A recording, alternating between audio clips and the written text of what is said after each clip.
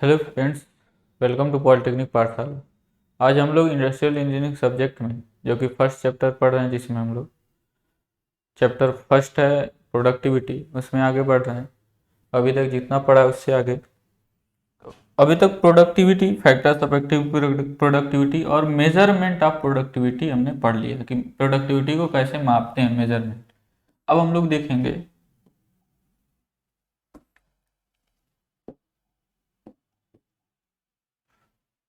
Kinds of productivity.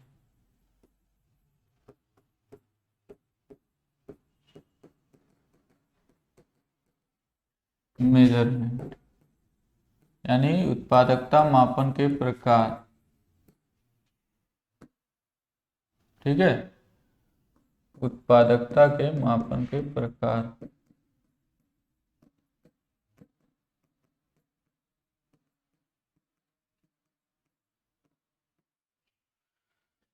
या एक और नाम से इसको जानते हैं प्रोडक्टिविटी इंडेक्स।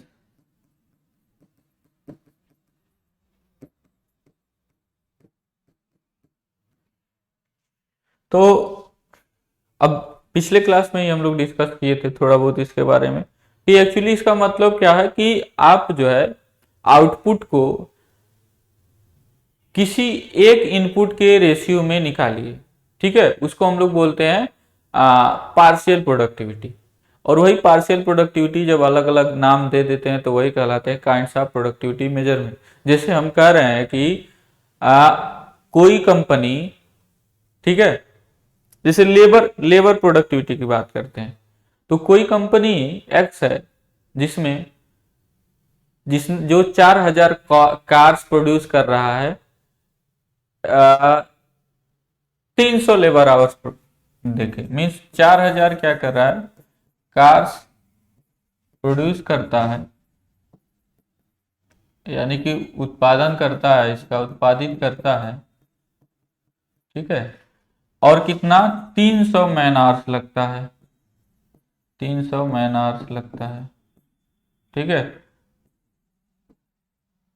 यानी कि 300 मानव घंटे। मैन आवर्स का मतलब हिंदी में मानव घंटे। तो कोई कंपनी एक्स है, उसका ये परफॉर्मेंस मीन्स बाकी और भी चीजें हैं इनपुट के रूप में, लेकिन हम क्या ले रहे हैं, केवल मैन आवर ले रहे हैं। ठीक है, यानी मानव घंटे, यानी कितने मतलब कितने घंटे काम किया जा रहा है। तो 300 मैन आवर्स लगते हैं। ठीक है, और 4000 कार प्रोड्यूस करता है कोई कंपनी, और कोई कंपनी वाई है, ठीक है, वो 5000 कार प्रोड्यूस करता है। ठीक है, और कितना लेता है, 250 मैन आवर्स लेता है। कितने आवर्स लेता है मैन आवर्स, 250, यानी मानव घंटे। तो इसका मतलब क्या हो गया, दोनों का रेशियो निकालिए, 25 दूनी 50, इसकी प्रोडक्टिविटी 20 हुई इस आधार पे, और इसकी प्रोडक्टिविटी कितना हुई, 3 9 13.33 के आसपास, है ना। यानी कि किसकी, इसकी प्रोडक्टिविटी ज्यादा है और इसकी प्रोडक्टिविटी कम है। तो इस तरह से भी कैलकुलेट किया जाता है। मींस ये क्या हुआ, प्रोडक्टिविटी ऑफ मैन आवर्स या मैन आवर प्रोडक्टिविटी। ठीक है, ऐसे ही कई प्रकार के प्रोडक्टिविटी होते हैं जो हम लोग आगे पढ़ने जा रहे हैं। ठीक है, तो हम लोग बढ़ते हैं अपने टॉपिक पर। तो ये क्या है, काइंड्स ऑफ प्रोडक्टिविटी ने यहाँ पे हेडिंग दे दिया है, काइंड्स ऑफ प्रोडक्टिविटी मेजरमेंट यानी प्रोडक्टिविटी इंडेक्स। ठीक है, उत्पादन मापन के प्रकार, उत्पादकता होना चाहिए, सॉरी, उत्पादकता मापन के प्रकार, यहां ध्यान देंगे, उत्पादकता इंडेक्स बोलेंगे। ठीक है, तो पहला, सबसे पहला है श्रम उत्पादकता यानी लेबर प्रोडक्टिविटी। तो यहाँ पे क्या किया जा रहा है, श्रम उत्पादकता में इनपुट यानी कि निवेश के रूप में श्रम घंटों यानी कि लेबर आवर्स को लिया जाता है। ठीक है, यानी कि इनपुट के रूप में, जैसे अभी आपको हम जो पीछे एग्जांपल दिए बिल्कुल उसी को फॉलो करते हुए चलना है आपको। ठीक है, तो इसका मतलब ये हो गया कि जो लेबर प्रोडक्टिविटी होगा, ठीक है, यानी कि हिंदी में क्या बोलेंगे, श्रम उत्पादकता जो हो गया वो कुछ ये हो गया, labour productivity is equal to output upon labour hours input. जैसे अभी एग्जांपल लिया मैन आवर्स या लेबर आवर्स का मतलब वही। ठीक है, तो ऐसे आप कैलकुलेट कर सकते हैं। उसके बाद अगला जो है आपका है पूंजी उत्पादकता यानी कैपिटल प्रोडक्टिविटी। अब पूंजी उत्पादकता में क्या इनपुट लिया जाता है, तो इनपुट जो होता है, जो रिसोर्सेज होते हैं वो लिया जाता है।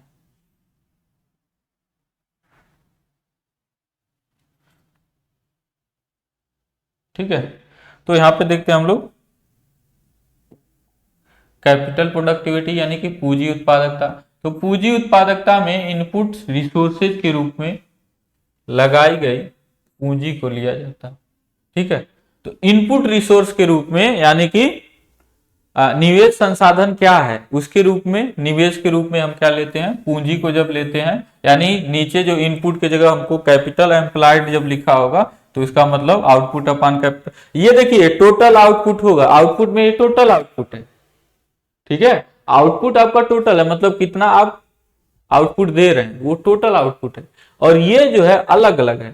इनपुट में देखिए अलग अलग चीजें दी जा रही हैं। ठीक, तो यहां पे हो गया कैपिटल प्रोडक्टिविटी यानी पूंजी उत्पादकता हो गया आउटपुट अपॉन कैपिटल एम्प्लॉयड। अब देखते हैं हम लोग नेक्स्ट।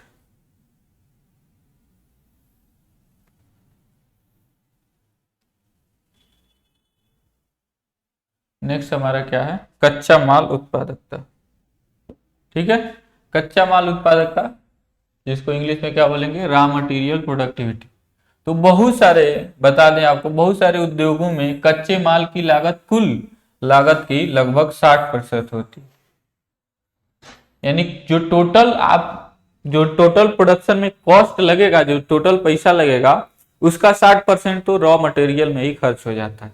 ठीक है, तो वही लिखा है यहाँ पे 60% या उससे अधिक होती है, उससे अधिक भी हो सकता है। अतः इकोनॉमिक यानी मितव्ययी उत्पादन के लिए कच्चा माल उत्पादकता एक महत्वपूर्ण कारक है। ठीक है, रॉ मटेरियल क्या हो गया, एक महत्वपूर्ण कारक है। तो रॉ मटेरियल प्रोडक्टिविटी कैसे दिया जाता है, ऐसे दिया जाता है नंबर ऑफ यूनिट प्रोड्यूस्ड, यानी कितने यूनिट आप प्रोड्यूस कर रहे हैं, और कास्ट ऑफ रॉ मटेरियल का आप कितने यूज कर रहे हैं। कास्ट ऑफ रॉ मटेरियल हो सकता है, या फिर ये भी हो सकता है, आप ये भी रख सकते हैं कि आपका अमाउंट ऑफ या क्वांटिटी ऑफ रॉ मटेरियल कितना लगा है, और उतना लगाने के बाद कितने यूनिट आपने बनाए।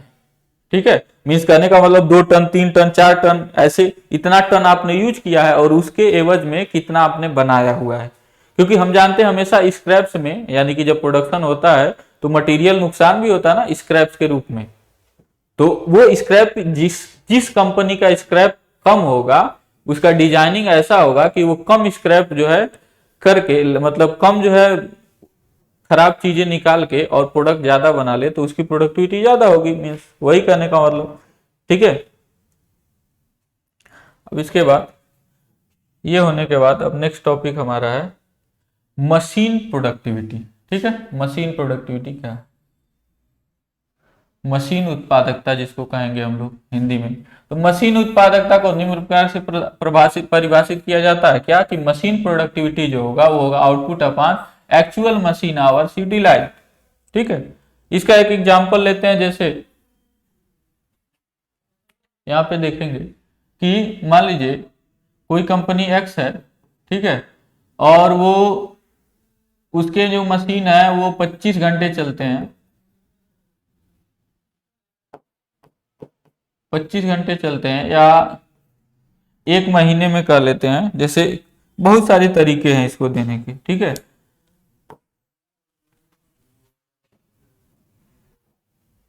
ध्यान से हम लोग यहाँ पे समझते हैं उस चीज को, कि कोई कंपनी एक्स है। ठीक है, और वो एक महीने में टोटल 100 घंटे उसके मशीन काम करती, 100 आवर्स ऑन मशीन।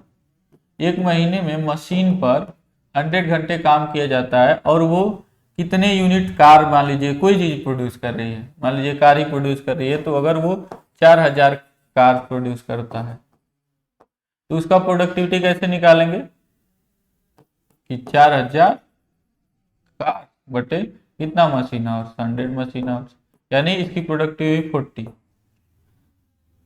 ठीक, हालांकि इतना ज्यादा नहीं होता है प्रोडक्टिविटी, ये मानिए 400 ही करते हैं, ठीक है, इसको थोड़ा कम करते हैं, तो इसका मतलब प्रोडक्टिविटी हुआ 4। ठीक, अब कोई कंपनी है जो 500 प्रोड्यूस करता है और 150 आवर्स लेता है, यानी 500 कार्स पर आवर, क्या हो जाएगा, तो कार्स पर आवर क्या हो जाएगा, इसे डिवाइड करेंगे 15 15 चौके 60 नहीं होगा, यानी 3 पॉइंट समथिंग होगा, यानी इसकी प्रोडक्टिविटी जो है कम आ रही है मशीन प्रोडक्टिविटी, और इसकी मशीन प्रोडक्टिविटी एक्स की ज्यादा आ रही है। ठीक है, तो ये सारी चीजें हैं, इसी तरह से हम लोग समझते हैं इन चीजों को। तो ये होगा एक्चुअल मशीन आवर्स यूटिलाइज और आउटपुट ऊपर रहेगा। फिर उसके बाद बात करते हैं जनरल मेजर ऑफ प्रोडक्टिविटी।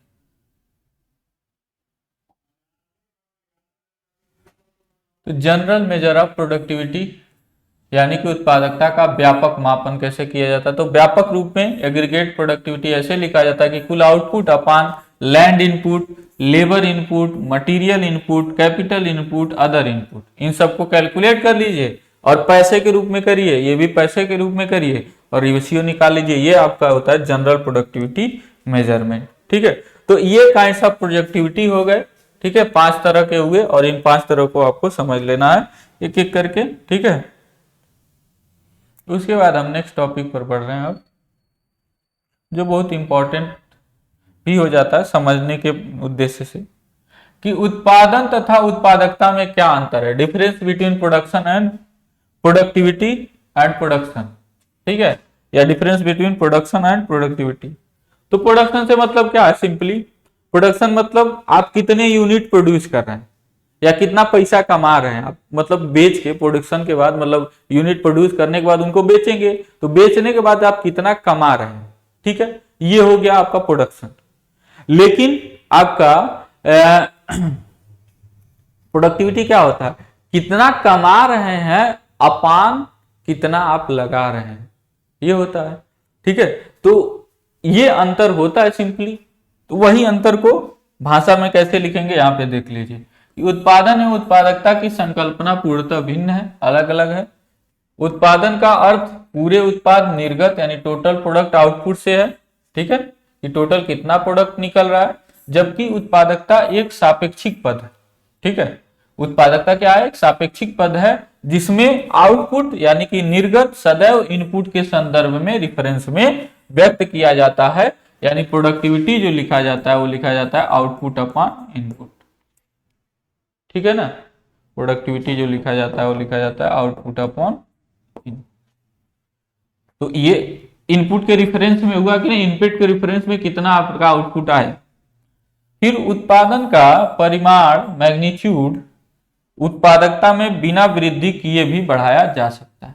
ठीक है, यानी उत्पादकता में बिना वृद्धि किए आप उत्पादन का मैग्नीट्यूड बढ़ा सकते हैं। ठीक है, क्योंकि ये सही बात है कि उत्पादकता आपका क्या हो गया, बढ़ा, लेकिन उत्पादन बढ़ा लेकिन उत्पादकता नहीं बढ़ा। क्यों, क्योंकि जो इनपुट आपने लगाया वो भी बढ़ गया, जब आपने उत्पादन बढ़ाया तो इनपुट भी बढ़ गया। ठीक है, तो इनपुट भी उसी रेशियो में बढ़ गया, तो फिर कहां से आपका जो है उत्पादकता जो है बढ़ेगा। ठीक है, और इसके विपरीत उत्पादन में वृद्धि के बावजूद उत्पादकता के परिमाण में कमी आ सकती है। क्यों, क्योंकि भाई उत्पादन मतलब होता है कि कितना आप प्रोड्यूस कर रहे हैं, और प्रोडक्टिविटी है कि प्रोड्यूस किया गया अपान कितना इनपुट दिया, तो उत्पादकता हो सकता है बढ़ जाए। ठीक है ना, ऐसा हो सकता है, और लेकिन उत्पादन आपका कम हो, मतलब कम ही उत्पादन कर रहे हैं लेकिन उस उत्पादन के लिए आपके रिसोर्सेज जो यूटिलाइज कर रहे हैं वो कम है, तो उत्पादकता भी कम हो गया, उत्पादन कम हो गया लेकिन उत्पादकता नहीं बढ़ा। ठीक है ना, इसके बाद नेक्स्ट टॉपिक है, अब कह रहे हैं यदि निवेश में, उसी में आ गया, यदि निवेश यानी इनपुट में कम वृद्धि के साथ साथ उत्पादन में, यानी कि इनपुट में आप कम वृद्धि कर रहे हैं, कम ही इनपुट को बढ़ा रहे हैं, उसके साथ उत्पादन में अधिक वृद्धि होती है, तो 20 सापेक्षिक रूप से उत्पादकता में वृद्धि होती है। यही चीज जो पीछे है उसी का क्या है, एक ये रीजन दिया जा रहा है। जो पीछे हमने बताया उसी का रीजन क्या, कि यदि इनपुट में आप कम वृद्धि के साथ साथ उत्पादन में अधिक वृद्धि करते, यानी कम वृद्धि करते हैं इनपुट में और उत्पादन में आप क्या कर देते हैं, ज्यादा वृद्धि कर देते हैं। यानी कि इनपुट जो लग रहा है, पैसा जो इनपुट में लग रहा है यानी निवेश में लग रहा है वो कम लग रहा है, लेकिन उत्पादन में उसकी तुलना में वृद्धि बहुत ज्यादा हो रहा है, तो सापेक्षिक रूप से उत्पादकता बढ़ती ही बढ़ती है।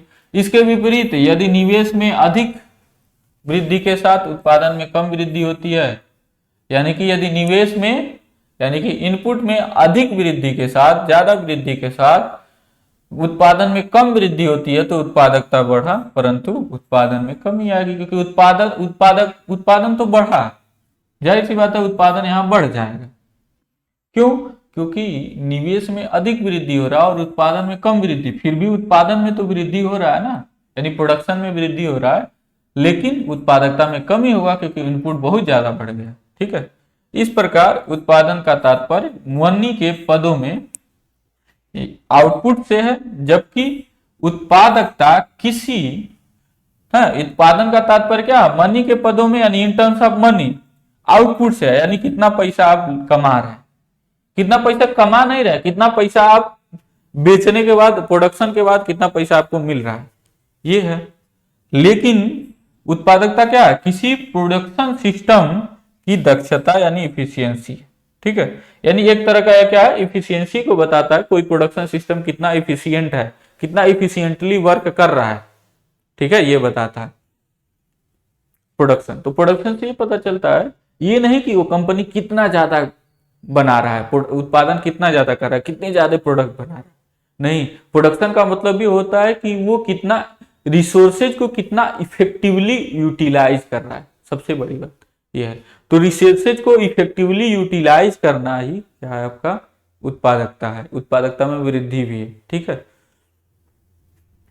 अब जो है आगे बढ़ रहे हैं हम लोग।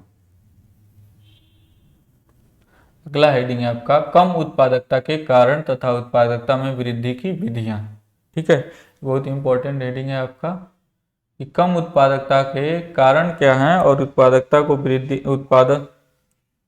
उत्पादकता को कैसे बढ़ाएंगे। तो काज ऑफ लो प्रोडक्टिविटी यानी कम उत्पादकता का क्या कारण है, मेथड टू इंप्रूव प्रोडक्टिविटी, यानी प्रोडक्टिविटी को इंप्रूव करने के क्या क्या मेथड्स हैं, इसके बारे में हम लोग जानेंगे। तो सबसे पहले काज ऑफ लो प्रोडक्टिविटी। ठीक है, तो सबसे पहले हम देखते हैं काज ऑफ लो प्रोडक्टिविटी। तो लो प्रोडक्टिविटी का काज क्या है, कारण क्या है। तो उत्पादकता में कमी के प्रमुख कारण निम्न है। पहला चीज, अब उत्पादकता में क्या क्या किन किन कारणों से कमियां आती है, उन चीजों को हम लोग देखते हैं। सबसे पहला जो पॉइंट है वो है कर्मचारियों का दोषपूर्ण प्रशिक्षण यानी फाल्टी ट्रेनिंग ऑफ वर्कर्स। जाहिर सी बात है, जब वर्कर्स जो है अच्छे से नहीं प्रशिक्षित रहेंगे तो वो कोई भी कंपोनेंट बनाने में ज्यादा माल खर्चा करेंगे, ज्यादा जो है नुकसान करेंगे। ठीक है, मशीन को भी नहीं इफेक्टिवली यूटिलाइज कर पाएंगे। इससे क्या होगा, जब जाहिर सी बात जानते हैं हम लोग कि इनपुट का इफेक्टिव रिसोर्सेज का इफेक्टिव यूटिलाइजेशन ही प्रोडक्टिविटी बढ़ाता है। तो वो इफेक्टिव यूटिलाइजेशन होगा ही नहीं तो प्रोडक्टिविटी आपकी नहीं बढ़ेगी। तो ये उत्पादकता में कमी के कारण है, यही पढ़ रहे हैं। संयंत्र का दोषपूर्ण लेआउट यानी फाल्टी लेआउट ऑफ प्लांट। ठीक है, जैसे कि फाल्टी लेआउट का मतलब हो गया कि आपका कोई प्लांट है, बैठाए हैं, अब काम करना है, जैसे कोई भी कंपोनेंट होता है उसको बनाने के लिए कई मशीनों पर वर्क करना पड़ता है। तो एक मशीन आपका यहाँ है, ठीक है, दूसरा मशीन आपका यहाँ लगा हुआ है। ठीक है, और आपको प्रोडक्ट को यहाँ पे काम करके इस पर ले जाना है, तो उससे क्या हो गया, आपका समय ज्यादा जा रहा है ना, समय का नुकसान हो रहा है। इससे क्या होगी, प्रोडक्टिविटी घटेगी। अगर यही इसी के बगल में होता, ठीक है, उसके बाद उसका ऑपरेशन उसके बगल में होता तो आपकी क्या होती, प्रोडक्टिविटी बढ़ती। हालांकि इसमें भी अभी बहुत सारे कारण है। प्लांट लेआउट के बारे में हम लोग आगे वर्क स्टडी वगैरह पढ़ेंगे तो हम लोग देखेंगे कि कैसे एक्चुअली में फ्लो होना चाहिए। ये नहीं कि ये भी फ्लो खराब है, लेकिन हम लोग एक एग्जाम्पल के रूप में लिए हैं। कभी कभी ये भी फ्लो लाभदायक होता है इसकी तुलना में जो फ्लो लगातार जा रहा है। डिपेंड बहुत सारी चीजों पर डिपेंड करता है। ठीक है, तो वो देखेंगे आगे हम लोग। और उसके बाद है उत्पादन में वैज्ञानिक विधियों के पूर्ण रूपेण अनुप्रयोग में कमियां। ठीक है, यानी कि फुल्ली जो वैज्ञानिक विधियां हैं, ठीक है, यानी साइंटिफिक जो मेथड्स हैं, उनको अगर आप प्रॉपरली यूटिलाइज नहीं कर रहे हैं कंप्लीटली अच्छे से, ठीक है, उनके एप्लीकेशन को अच्छे से समझ के नहीं यूटिलाइज कर रहे हैं, तो आपको उत्पादन में कमी हो जाएगी। ठीक है, उत्पादन में कमी होगी, उत्पादकता में भी कमी होगी। ठीक है, उत्पादन में कमी की बात नहीं कर रहे हैं, उत्पादकता में कमी की बात करें, क्योंकि उत्पादन में कमी ये जरूरी नहीं है कि उत्पादन उधर उत्पादकता में कमी होगी। ठीक है, क्योंकि हम लोग पीछे अभी देखे हैं। उसके बाद चौथा पॉइंट है अक्षम कचरा प्रबंधन, यानी इनइफिशियंट वेस्ट मैनेजमेंट। वेस्ट मैनेजमेंट भी सही होना चाहिए। ठीक है, नहीं तो वेस्ट मैनेजमेंट अगर आपका खराब है तो आपकी उत्पादकता में क्या होगी, कमी आएगी। उत्पादन श्रम शक्ति की पूर्ण क्षमता का उपयोग न कर सकना। ठीक है, यानी कि जो आपके पास मैन पावर है, ठीक है, आपके पास जो मैन पावर है उसका अगर आप प्रॉपर यूटिलाइजेशन नहीं कर पा रहे हैं, क्या चीज, प्रॉपर यूटिलाइजेशन अगर आप नहीं कर पा रहे हैं, मतलब जितने आपके पास वर्कर हैं उनसे आप इफेक्टिवली अगर काम नहीं ले पा रहे हैं, ठीक है, अब इफेक्टिवली काम लेने का मतलब ये नहीं उनको जबरदस्ती काम करवाना, उनका शोषण करना, उनको ऐसी चीजें देनी है, उनको प्रोत्साहित करना है, उनको वेजेज और इंसेंटिव देना है, यानी कि ऐसे जो है इंसेंटिव देना मतलब उनको और पैसा देना, ठीक है, प्रोत्साहन देना उसी को बोलते हैं हिंदी में इंसेंटिव को। तो उनको प्रोत्साहन देना है, उनकी मजदूरी अच्छे से देना है जिससे कि वो अच्छे से काम करे, अच्छा इन्वायरमेंट क्रिएट करना है ताकि उनको अच्छा लगे, वो प्रेशर मेंटल प्रेशर काम को न समझते हुए अपना एक मेंटल प्रेशर मतलब न लगे उन पे काम करने में, वो क्या समझे कि उनको अच्छा लगे, मजा आए, तो वो अच्छे से काम करेंगे। इसको हम बोलते हैं प्रॉपर यूटिलाइजेशन। तो प्रॉपर यूटिलाइजेशन अगर किया जाएगा मैन पावर का तो वो क्या होगा, जब श्रम शक्ति का अच्छा उपयोग किया जाएगा तो उत्पादकता बढ़ेगी। ठीक है, और नहीं हो पाता यही चीज तो उत्पादकता में कमी आती है। तो ठीक है, छठवां पॉइंट है कारखानों में दोषपूर्ण कार्यकारी परिस्थितियां, यानी कि फॉल्टी वर्किंग कंडीशन, यानी कि वर्किंग कंडीशन अगर बेकार है तो नहीं हो पाएगा। जैसे कि कोई वर्कर काम कर रहा है और उसको काम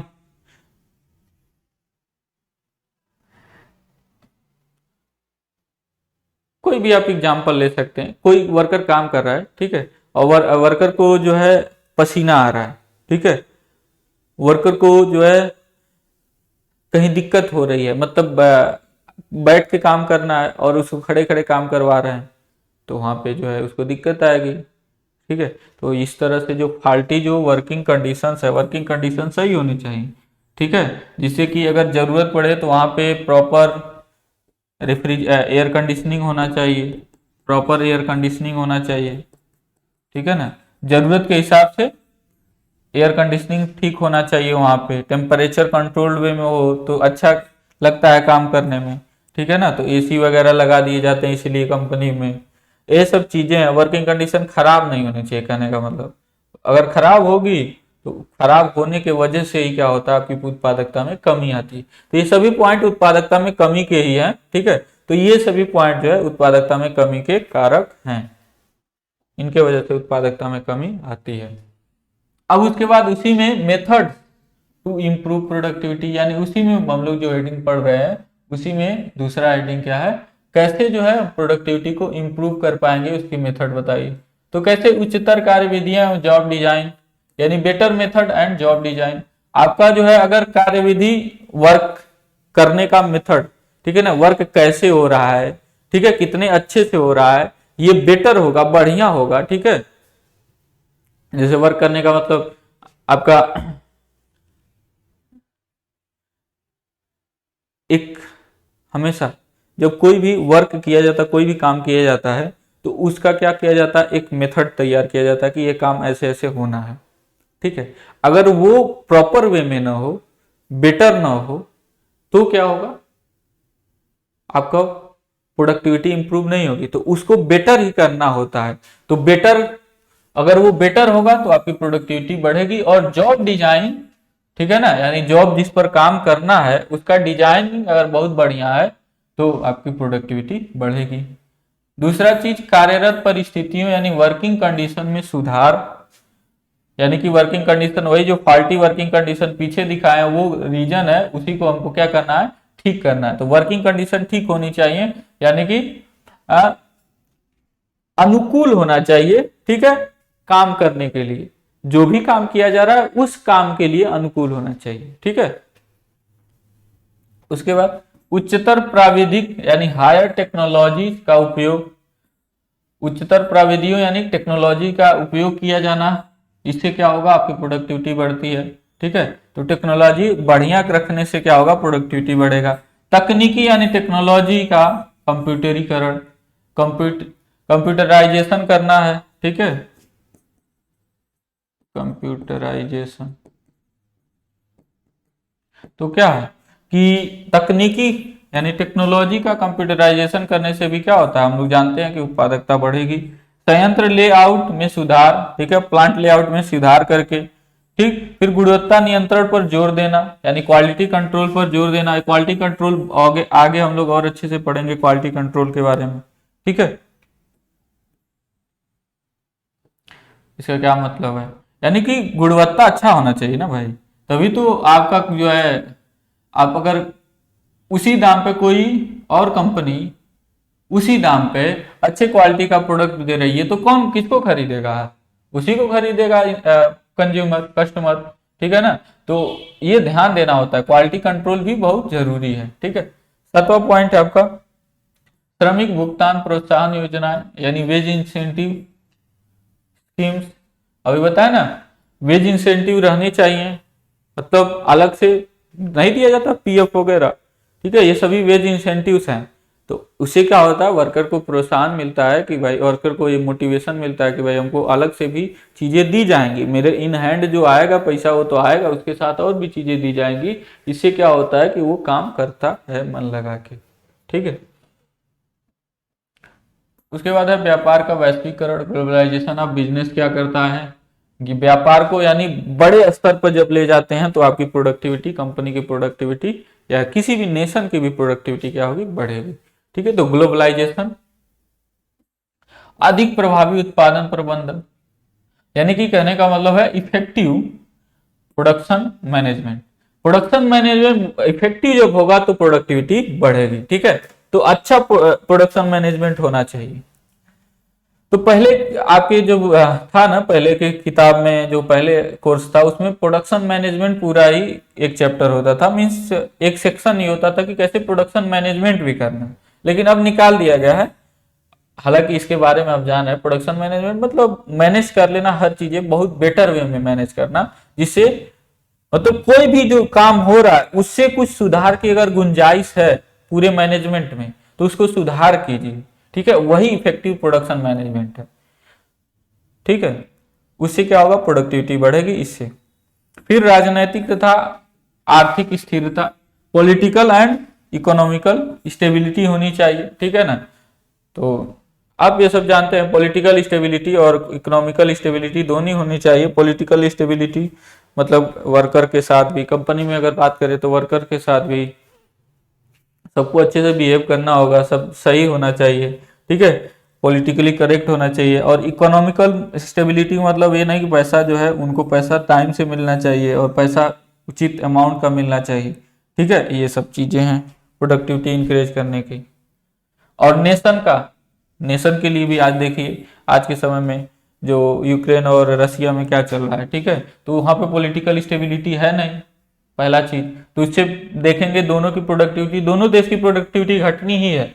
आगे चल के देखेंगे उनके इकोनॉमिक जो उनका जो है ग्लोबल इकोनॉमी है, टोटल इकोनॉमी है, जीडीपी वगैरह, वो देखेंगे घटेंगे ही, ठीक है। उनके पैसे जो होंगे, उनके रुपए पैसे का जो मूल्य होगा वो घटेगा ही, ठीक है, दोनों कंट्री के। तो पॉलिटिकल स्टेबिलिटी क्योंकि वहां पे है नहीं, और इकोनॉमिकल स्टेबिलिटी जाहिर सी बात है, युद्ध होंगे तो बहुत सारे पैसा खर्च होगा, तो वहां पे इकोनॉमिकल भी इनस्टेबिलिटी है।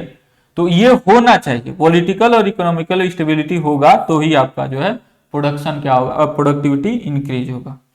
उसके बाद है बेहतर आयोजन एवं समन्वयन, बेटर प्लानिंग एंड कोऑर्डिनेशन।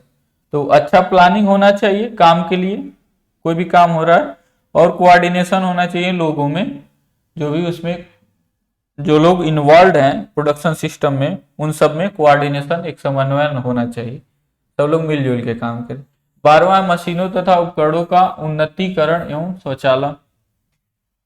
मशीनों और उपकरण, जो आपके मशीन है जो और इंस्ट्रूमेंट है, उनको आप बेटर हमेशा करिए, ठीक है, और उसमें ऑटोमेशन लाने का प्रयास किए। देखिए आजकल ऑटोमेशन की वजह से कितना ज्यादा प्रोडक्शन जो है, प्रोडक्शन रेट बढ़ गया है, प्रोडक्टिविटी भी बढ़ गया है, बहुत सारी चीजें बढ़ गई हैं, ठीक है।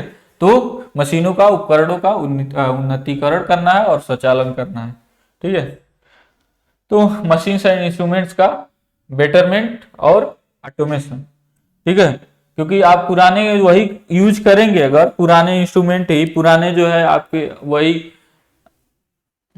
पुराने जो है आपके वही मशीन्स यूज करेंगे, इंस्ट्रूमेंट्स यूज करेंगे, तो जाहिर सी बात है वो हमेशा कब तक सर्व करेंगे अच्छे से, कभी ना कभी कमी तो आएगी ही, कभी ना कभी गड़बड़ी तो होगी ही, ठीक है। तो उनको हमेशा सुधारते रहना चाहिए, ठीक है। और प्रबंधन तंत्र का श्रमिकों को अनुप्रेरित यानी मोटिवेट करना, ठीक है। प्रबंधन तंत्र का यानी प्रोडक्शन मैनेजमेंट जो है वो श्रमिकों को क्या करे, अनुप्रेरित करे, यानी मोटिवेट करते रहे, ठीक है। तो प्रोडक्शन से प्रोडक्टिविटी बढ़ेगी। 14वां पॉइंट है उचित एवं प्रभावी प्रक्रिया नियंत्रण, ठीक है, यानी कि बेटर हो और इफेक्टिव हो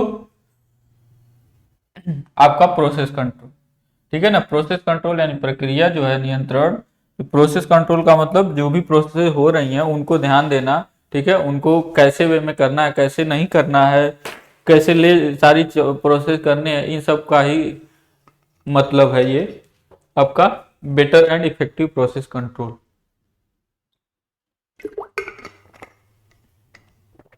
ठीक है। अब हम लोग नेक्स्ट टॉपिक पे बढ़ते हैं, ये आपका नेक्स्ट और लास्ट टॉपिक होगा।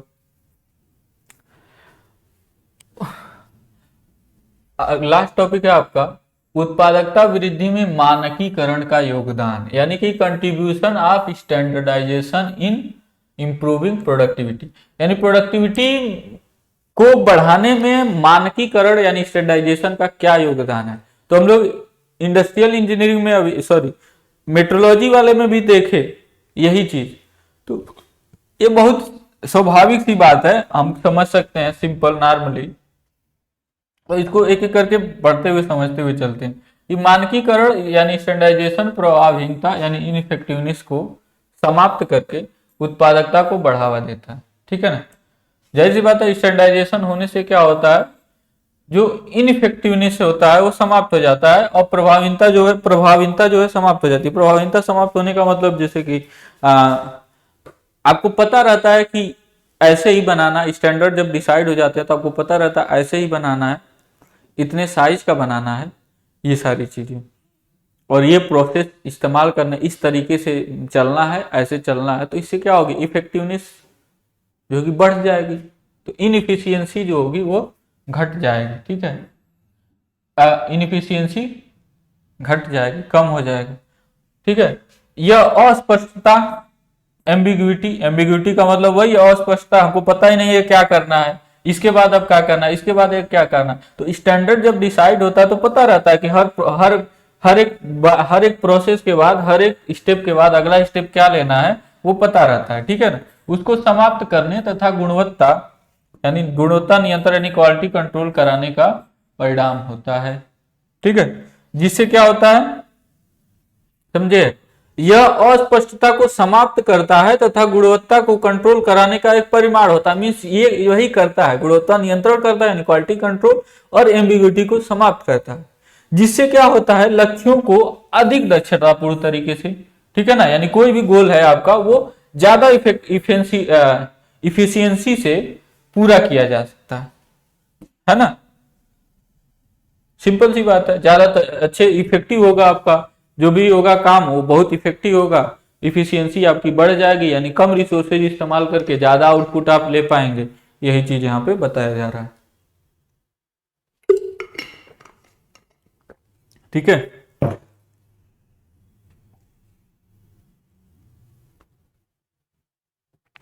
अब मानकीकरण के प्रमुख लाभ निम्न है, ये लाभ है आपके सामने पॉइंट है, इन सबको देखते हैं हम लोग।